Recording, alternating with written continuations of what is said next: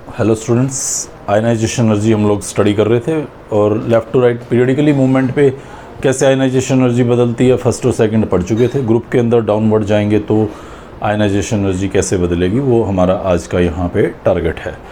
तो यहाँ मैंने 3 ग्रुप्स आपको दिखा रखे हैं। ये ग्रुप 1 है लिथियम सोडियम पोटेशियम, ये ग्रुप 13 है बोरोन एल्यूमिनियम गैलियम, ये कार्बन सिलिकॉन जर्मेनियम टिन और लेड ग्रुप 14। एक और इंट्रोड्यूस कर देता हूँ यहाँ पे रही बीच में, आयरन रुदेनियम ओस्मियम, ये हमारा ग्रुप नंबर 8 है। ये ग्रुप 1 था, ये ग्रुप 13 था और ये ग्रुप 14 था। What we expect for ionization energy on moving downward, it is very simple। हम लोग ये पढ़ के आए कि जेड इफेक्टिव पे कोई बहुत ज़्यादा फर्क नहीं पड़ता था, लगभग कांस्टेंट सा रहता था एस ब्लॉक के अंदर, और पी ब्लॉक में कुछ नीचे जाते हुए मुझे हल्का फुल्का वो बढ़ता दिखाई देता था जेड इफेक्टिव। और यहाँ पे साइज़ की अगर मैं बात करूँ तो साइज़ मुझे पता है यहाँ पे कंटिन्यूसली बढ़ता है, और साइज़ का बढ़ना आयनाइजेशन एनर्जी साइज़ के इन्वर्सली प्रोपोर्शनल होती है। मतलब साइज़ बड़ा होगा तो आयनाइजेशन एनर्जी कम होगी, ये मुझे क्लियरली सजेस्ट करती है। इलेक्ट्रॉनिक कॉन्फ़िगरेशन का पॉइंट एग्जिस्ट ही नहीं करेगा, ग्रुप में तो सबकी इलेक्ट्रॉनिक कॉन्फ़िगरेशन सेम होती है। जेड इफेक्टिव के लिए मैंने बोल दिया कि वो कुछ ज़्यादा चेंज होता ही नहीं है, तो मेन जो अफेक्ट करने वाला रहा वो साइज़ रहेगा, या थोड़ा बहुत रहेगा तो जेड इफेक्टिव रहेगा।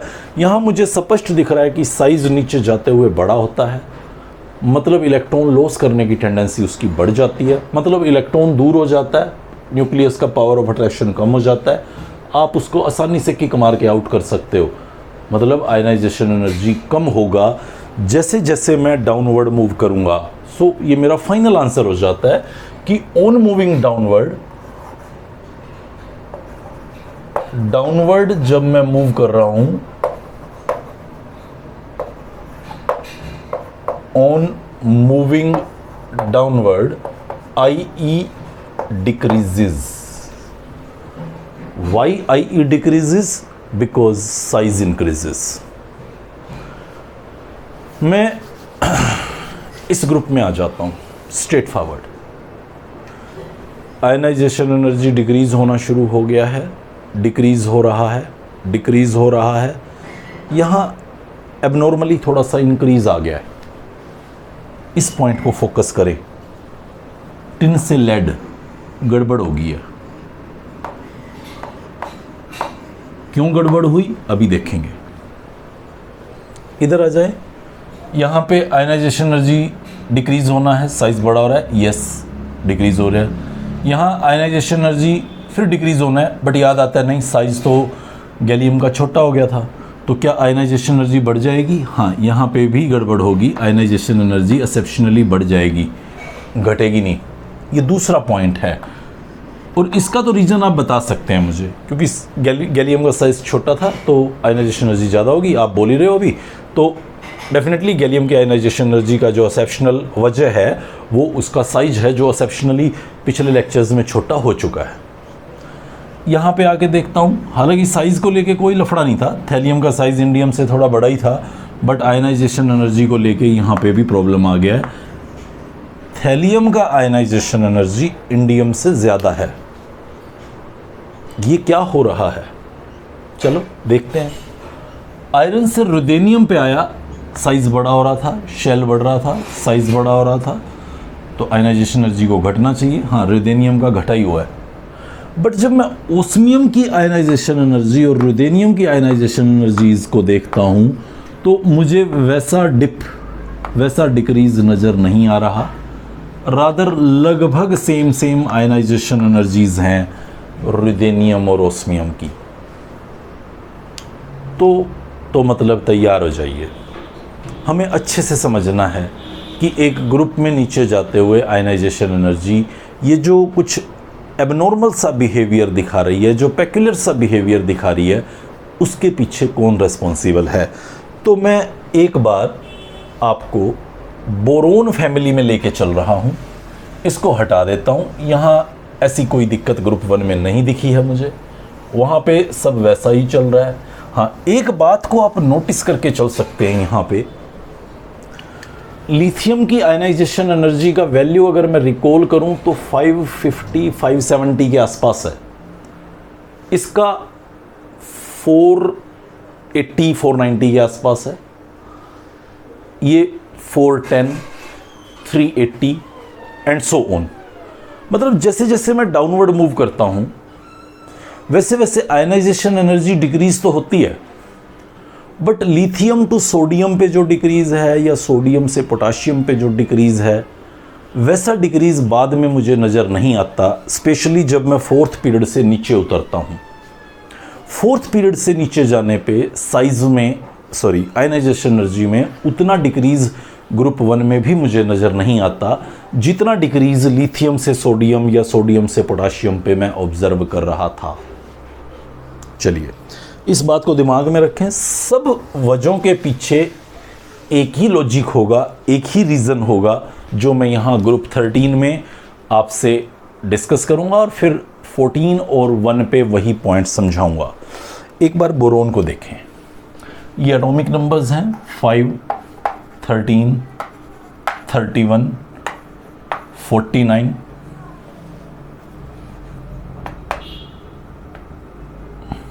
81। ये लीजिए, ये कुछ ज़्यादा मुश्किल नहीं होता पता करना, मैंने कोई हर का रटा नहीं हुआ। आप मुझसे इंस्टेंट पूछें इंडियम का तो मुझे भी दिक्कत लगेगी, ध्यान नहीं रहेगा। मैं पूरे ग्रुप में देखता हूँ, पहले का मुझे याद था 5, फिर 8 ऐड कर दिया, फिर 18 ऐड कर दिया, फिर 18 ऐड कर दिया, फिर 32 ऐड कर दिया।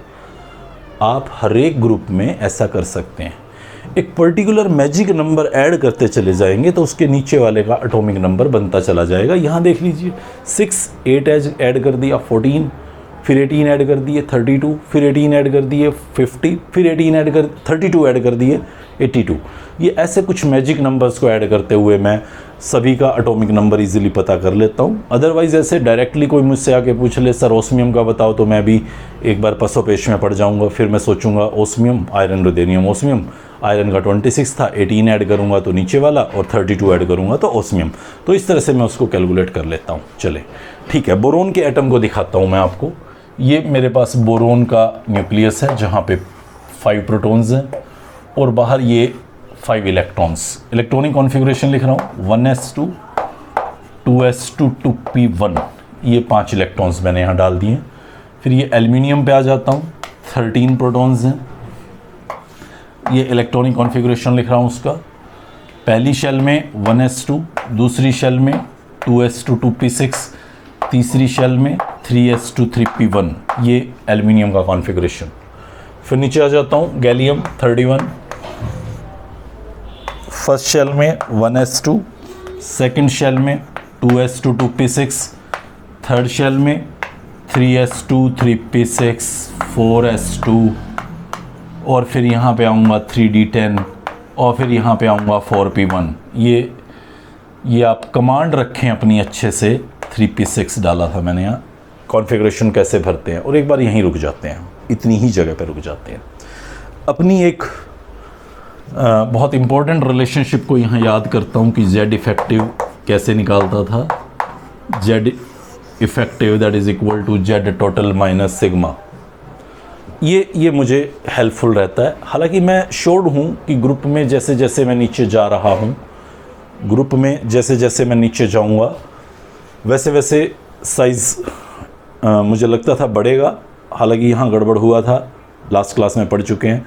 शेल ज़रूर ऐड होता था लेकिन इफ़ेक्टिव न्यूक्लियर चार्ज शेल को अट्रैक्ट करके कॉन्ट्रैक्ट करने की कोशिश करता था। एक्चुअली आप ध्यान से देखें, यहाँ से जब मैं यहाँ पे आया तो जेड टोटल मैंने कितना बढ़ाया, 8 यूनिट जेड टोटल, +5 से +13 हुआ, 8 unit size Z effect total बढ़ गया। अंदर रिपेल करने वाले इलेक्ट्रॉन कौन हैं, सारे एस या पी में हैं, सारे एस में या एस या पी में हैं, जो कि बहुत अच्छे शील्डर हैं जिनका सिग्मा का कंटेंट बहुत ज़्यादा होता है। लेकिन जैसे ही मैं 13 टू 31 सफ़र तय करता हूँ तो आप देखें जेड टोटल मैंने 18 यूनिट बढ़ा दिया, और अंदर जो इलेक्ट्रॉन्स हैं वो खाली एस और पी के नहीं हैं बट डी के भी 10 इलेक्ट्रॉन हैं, और ये जो डी के 10 इलेक्ट्रॉन हैं, ये डी के 10 इलेक्ट्रॉन यहाँ सिग्मा में कम कंट्रीब्यूट करते हैं, जबकि जेड टोटल आपने 18 यूनिट बढ़ा दिया, यहाँ आपने 8 बढ़ाया, यहाँ आपने 18 बढ़ाया, तो ये फैक्टर आपने बुरी तरह से इंक्रीज किया। यहाँ सिग्मा एसपी का था, यहाँ सिग्मा ये स्पेशल देखो, ये 10 हमारे हाईलाइटेड इलेक्ट्रॉन जो सिग्मा में कम कंट्रीब्यूट करते थे, रिजल्टिंग जेड इफेक्टिव का वैल्यू एल्यूमिनियम से गैलियम पे बहुत बढ़ गया। और यही वजह थी, लास्ट डे हमने देखा साइज छोटा हो गया। आज मैं देख रहा हूं कि ये इलेक्ट्रॉन क्योंकि साइज छोटा है, न्यूक्लियस ने ज़्यादा अट्रैक्ट कर रखा है, तो मुझे इसको आउट करने में भी ज़्यादा प्रॉब्लम्स आएंगी। आयनाइजेशन एनर्जी एक्सेप्शनली गैलियम का एल्यूमिनियम के कंपैरिजन में ज़्यादा हो जाएगा। ठीक है, आगे मूव करते हैं। फिर एक बार इंडियम और थैलियम की तरफ चलते हैं। अब मैं इंडियम का आपके सामने इलेक्ट्रॉनिक कॉन्फ़िगरेशन लेके आ रहा हूँ। 49 प्रोटॉन्स हैं, ये आपकी शेल्स हैं,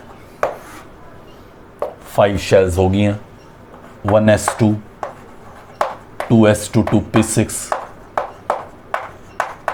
3s2 3p6, 4s2 3d10, 4p6, ध्यान दीजिएगा, 5s2 4d10, 5p1, ये लो 5p1, ये सब हो। शेल एक बड़ा है, वैसे ही जैसे एल्यूमिनियम से गैलियम पे बड़ा, वैसे ही गैलियम से इंडियम पे भी बड़ा।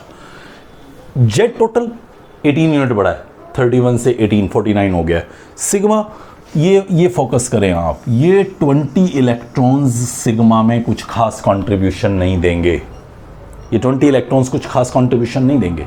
और जब ये 20 इलेक्ट्रॉन्स कुछ खास कंट्रीब्यूशन नहीं देंगे, तो मैं ये बोलूँगा कि जेड टोटल 18 यूनिट बढ़ा है, सिग्मा कुछ खास नहीं बढ़ा, जेड इफेक्टिव कुछ बढ़ेगा। क्या अब दोबारा से आयनाइजेशन एनर्जी बढ़ जाएगी? क्या अब दोबारा से साइज छोटा हो जाएगा? ये नेचर को डिसाइड करने दो। साइज में जो इंक्रीज हुआ है, साइज में जो इंक्रीज हुआ है वो नॉमिनल था। आयनाइजेशन एनर्जी में भी जो डिक्रीज हुआ है वो नॉमिनल है। अब की बार एक्सेप्शन क्रिएट नहीं हुआ है, प्लीज रिमेंबर, अब की बार एक्सेप्शन क्रिएट नहीं हुआ है। अब की बार सिंपली आयनाइजेशन एनर्जी को जो घटना था वो थोड़ी सी घट गई है। जब मैं थैलियम पे आता हूं 81 प्रोटॉन्स के साथ, जहां मेरे पास अब 6 शेल्स हो जाएंगी, ये आपका आउटर मोस्ट होगा 6s2 6p1, और आप देखें 32 यूनिट्स का इंक्रीज हो चुका है जेड टोटल में। जरा अंदर आने वाले इलेक्ट्रॉन्स पे भी नजर डालें, यहां 4f14, यहां 5d10, यहां 4d10, यहां 3d10, ये बहुत पुअर शील्डर हैं, बहुत पुअर शील्डर। ये इतना ज़्यादा स्क्रीनिंग में, शील्डिंग में अपना रोल प्ले नहीं करते। मैं यहाँ एक बात और समझाना चाहता हूँ। आप लोग अगर स्लेटर्स रूल को दिमाग में रखे हुए होंगे तो वहाँ तो हम ये बोलते थे कि यहाँ के बाद वाले सब सेम कंट्रीब्यूटर होते हैं, फिर सर आज ये डी और डी का डिफरेंस क्यों क्रिएट कर रहे हो आप? तो मैं पहले ही बता देता हूँ, मैं वहाँ भी बता के आया था, स्लेटर रूल हमारे सारे रूल्स में सबसे अच्छा है, 100% परफेक्ट नहीं है। इसलिए मेरी इस बात को पर्टिकुलरली नोटिस करना कि डी और एफ के इलेक्ट्रॉन्स पुअर स्क्रीनर हैं as compared to S and P. Resulting जब मैं नीचे आता हूं इंडियम से थैलियम पे, तो सिग्मा का कंट्रीब्यूशन ये 14 + 10 + 10 + 10, ये लगभग 50 के आसपास 44 इलेक्ट्रॉन्स हो गए ये जो सिग्मा में कम कंट्रीब्यूट कर रहे हैं। और जेड इफेक्टिव अगर आप जेड टोटल अगर आप देखें तो वो अच्छा खासा बढ़ चुका होता है। रिजल्टिंग जेड इफेक्टिव बहुत ज़्यादा बढ़ जाता है। रिजल्टिंग थैलियम इस इलेक्ट्रॉन्स को अपनी तरफ बहुत मजबूती के साथ खींचता है। फिर ध्यान देना, साइज छोटा नहीं कर पाया है, साइज अभी भी उसका ज़्यादा ही है, इंडियम से थोड़ा सा बड़ा ही है साइज, बट आयनाइजेशन एनर्जी उसकी बढ़ गई है एक्सेप्शनली, वो नहीं घटी है। आप कहेंगे सर ये कैसे? आप बोल रहे हो साइज तो बड़ा हुआ और आयनाइजेशन एनर्जी वो भी बढ़ गई, ये दोनों बातें कैसी होगी? तो देखो, आयनाइजेशन एनर्जी को 5 फैक्टर डिसाइड करते हैं। जेड इफेक्टिव डिसाइड करता है, साइज डिसाइड करता है, then penetration of orbital decide करती है, शील्डिंग डिसाइड करती है, ये सब बातें ओवरऑल मिलकर डिसाइड करती है। मैं खाली ये सोच लूँ कि सर साइज तो यहाँ से यहाँ पे बड़ा था तो आयनाइजेशन एनर्जी भी थोड़ी सी घटनी चाहिए, तो मेरे हिसाब से नहीं है, नेचर के हिसाब से है। वो क्यों है उसकी वजह जानिए। यहाँ पे जो आयनाइजेशन एनर्जी आपको एक्सेप्शनली बड़ी दिखाई दी है, उसके पीछे ये इंटरवीनिंग इलेक्ट्रॉन्स हैं F के स्पेशली और D के पर्टिकुलरली, जो इसके आयनाइजेशन एनर्जी को एक्सेप्शनली बढ़ा रहे हैं। साइज को क्यों नहीं घटाया? अरे भाई उन्होंने तो साइज को भी घटाने की कोशिश की, लेकिन शेल भारी पड़ी, शेल डोमिनेट कर गई। इस वजह से साइज तो वहाँ पे थोड़ा बहुत बढ़ गया, उतना तो नहीं बढ़ा जितना बढ़ना चाहिए था, वो थोड़ा बहुत बढ़ गया, बट आयनाइजेशन एनर्जी तो एक्सेप्शनली उसकी बढ़ गई, घटी नहीं, जैसा कि हम एक्सपेक्ट करते थे। लिटिल बिट कन्फ्यूजिंग है, इंक्रीज डिक्रीज डिक्रीज इंक्रीज क्या बोले जा रहा हूँ। ध्यान से एक एक बात को समझते जाएं, सब बिल्कुल परफेक्ट बोल रहा हूँ। एक बार की बजाय 2 बार बैक करके उसको सुने, बट उसको पूरी तरह से समझ के आगे बढ़ें। ये बहुत इंपॉर्टेंट कॉन्सेप्ट्स हैं।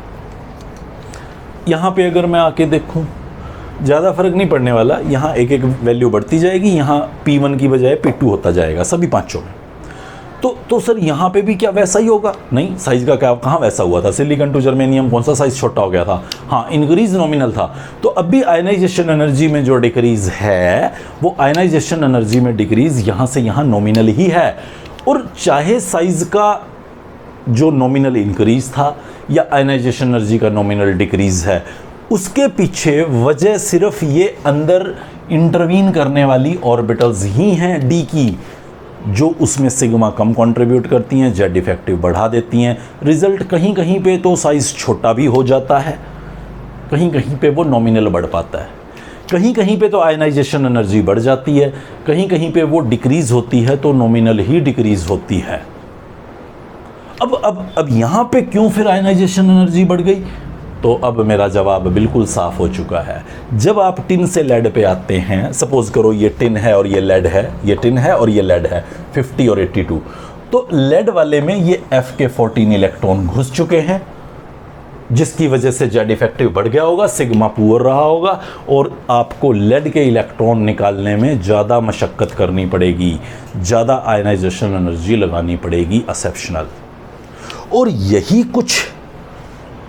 कुछ मैं अगर आपको यहाँ सी वेरी केयरफुली, यहाँ मैं पीरियोडिक टेबल का 3D 4D और 5D सीरीज़ बना के दूँ।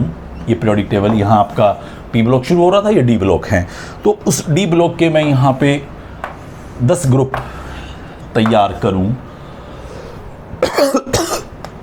यहाँ 3D के अंदर इलेक्ट्रॉन्स फिल करता था, यहाँ 4D के अंदर इलेक्ट्रॉन फिल करता था, यहाँ 5D के अंदर इलेक्ट्रॉन फिल करता था। याद रखें, ये 4th सीरीज़ थी, ये 4th पीरियड था जिसमें 3D भरी गई है। सारे पीरियोडिक टेबल देखो और 3D पे जाके यहाँ किसी भी मेंबर की कॉन्फ़िगरेशन फिल करके देख लो, सबका लास्ट इलेक्ट्रॉन आप 3D में डाल रहे हैं। तो ये 3D फिल कर रहे थे, पीरियड 4th है, ये 4D फिल कर रहे हैं, पीरियड 5th है, ये 5D फिल कर रहे हैं, पीरियड 6th है।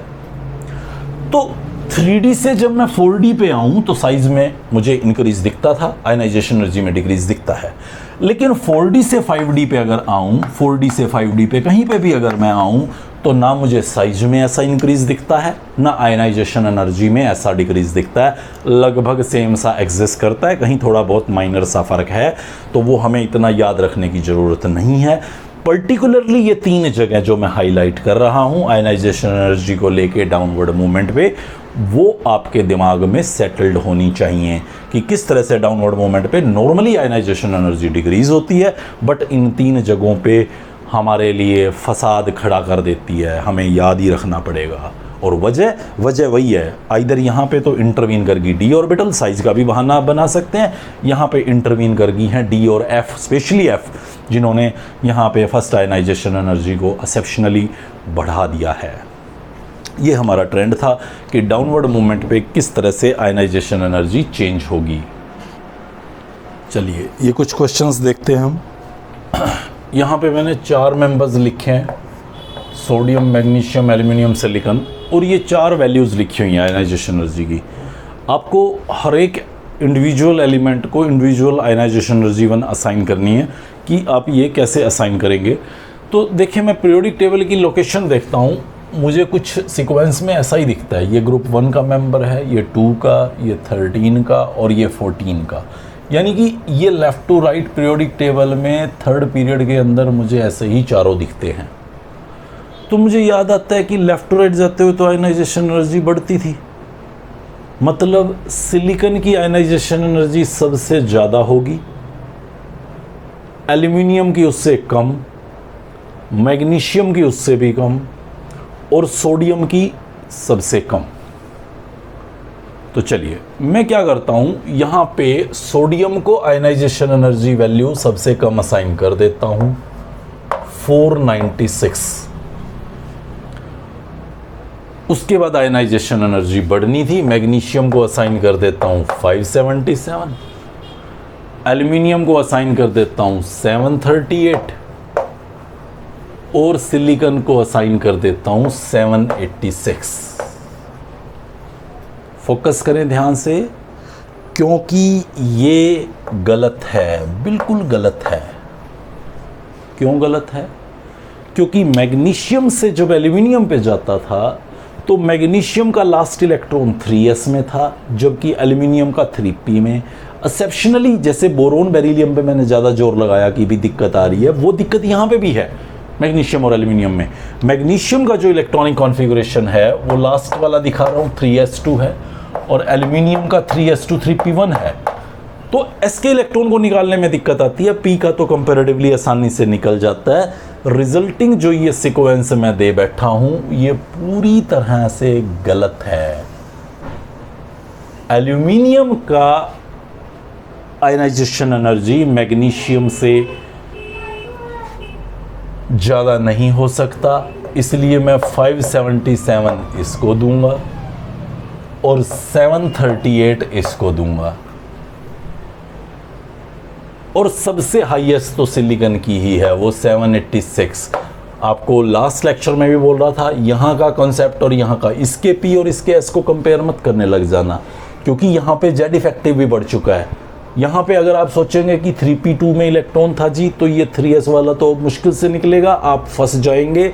सिर्फ अपने एडजेसेंट पड़ोसी को हरा सकता है ये, नेक्स्ट टू नेक्स्ट पे जाके अपने उस ताकत को, उस s के पेनिट्रेशन को वो हर बार डोमिनेंस के साथ शो नहीं करेगा। रिजल्ट ये आपका करेक्ट ऑर्डर होगा इन 4 की आयनाइजेशन एनर्जी फर्स्ट का। दूसरा ग्रुप देखें, ऐसा ही कुछ लिखा हुआ है मैंने, नाइट्रोजन, ऑक्सीजन, फॉस्फोरस, सल्फर, और ये 4 वैल्यूज़ दी हुई हैं। आप लोकेशन देखें पीरियोडिक टेबल पे, N के नीचे P आता है, O के नीचे S आता है।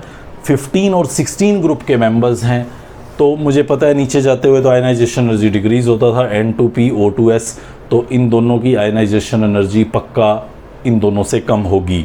सो सबसे ज़्यादा आयनाइजेशन एनर्जी किसकी होगी? N और O में। याद करो N2O जाते थे तो N में 2p3 होता था, O में 2p4 होता था, तो जो 2p3 है वो हाफ फील्ड एक्स्ट्राऑर्डिनरी स्टेबल होता था। तो मैं फिर 1402 वैल्यू तो इसको असाइन करूँगा N को, ये सबसे ज़्यादा आयनाइजेशन एनर्जी होगी। हाँ, दूसरी पे डेफिनेटली इस O का अधिकार रहेगा।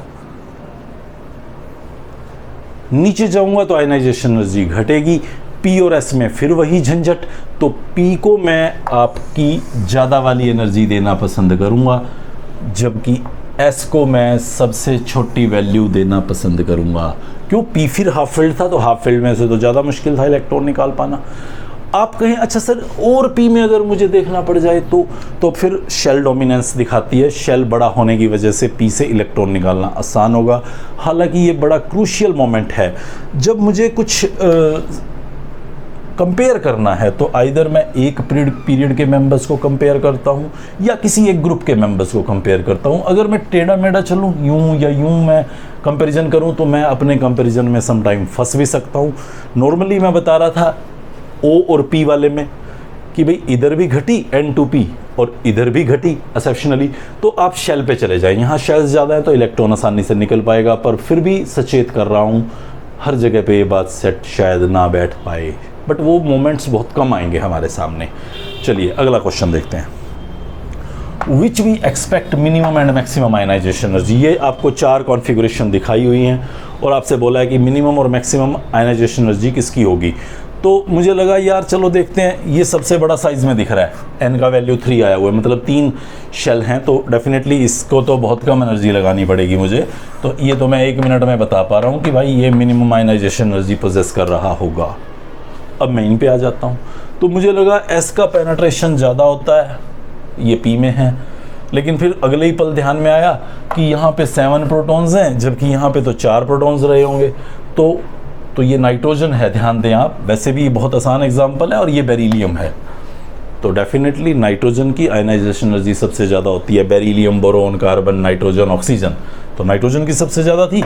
यानी कि ये जो कॉन्फ़िगरेशन है ये मैक्सिमम आयनाइजेशन एनर्जी पोजेस करती होगी, और ये जो कॉन्फ़िगरेशन है वो मिनिमम आयनाइजेशन एनर्जी पोजेस करती होगी। एक और क्वेश्चन आपकी इंतज़ार कर रहा है यहाँ आयनाइजेशन एनर्जी से ही related. Energy required to convert all atoms of magnesium to magnesium 2+। ये हमारे पास मैग्नीशियम है और मैं इसको मैग्नीशियम 2+ में कन्वर्ट करना चाह रहा हूँ। 48 मिलीग्राम मुझे मैग्नीशियम के वेपर्स दिए गए हैं। ध्यान दीजिएगा, वेपर्स। अगर वो यहाँ पे मैग्नीशियम सॉलिड लिख देता तो मैं इस क्वेश्चन को सॉल्व ही नहीं कर सकता था इस डेटा के बेस पे, फिर मुझे कुछ और डाटा चाहिए होता। वो डाटा क्या होगा वो भी हम लोग डिस्कस करेंगे कभी। अभी फ़िलहाल मैं अपने वेपर स्टेट पे चला गया हूँ और यहाँ से मैं 2 इलेक्ट्रॉन्स को आउट कराना चाहता हूँ। मुझे आयनाइजेशन एनर्जी बता रखी हैं। IE1 मुझे बताया गया है 740 किलो जूल और IE2 मुझे बताया गया है 1450 किलो जूल। तो दोनों इलेक्ट्रॉन निकालने के लिए मुझे IE1 प्लस IE2 लगाना पड़ेगा। ये हो जाता है मेरा 2190 किलो जूल पर मोल। दोनों को ऐड कर दिया सिंपली। 1 मोल यानी कि 24 ग्राम मैग्नीशियम को इस फॉर्म में लाने के लिए मुझे इतनी एनर्जी लगानी पड़ेगी। C 24 gram needs energy 2190 kilo joule for 1 mole था, तो 1 मोल मैग्नीशियम 24 ग्राम हो गया। आपको कितना दिया गया है 48 मिलीग्राम, ले ग्राम में कन्वर्ट कर दिया। यूनिट सेम रखनी है आपको। अब भूल मत जाना, कहीं सोचोगी बहुत दिन हो गए न्यूमेरिकल किए तो हम भूल जाएं, ये डाइजेस्टिबल नहीं रहेगा। आप इतनी गलतियां मत कीजिएगा। ये किलो जूल की वैल्यू रखी है, 24 ग्राम रखा है, इसको भी मल्टीप्लाई कर रहा हूँ तो 48 इंटू 10⁻³ ग्राम।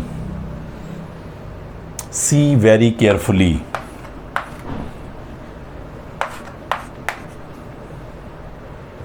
मुझे लगता है आप आसानी से सॉल्व कर देंगे। 4.38 किलो जूल वो आपकी एनर्जी रिक्वायर्ड होगी। यहाँ पे आप कैलकुलेट कर लेंगे।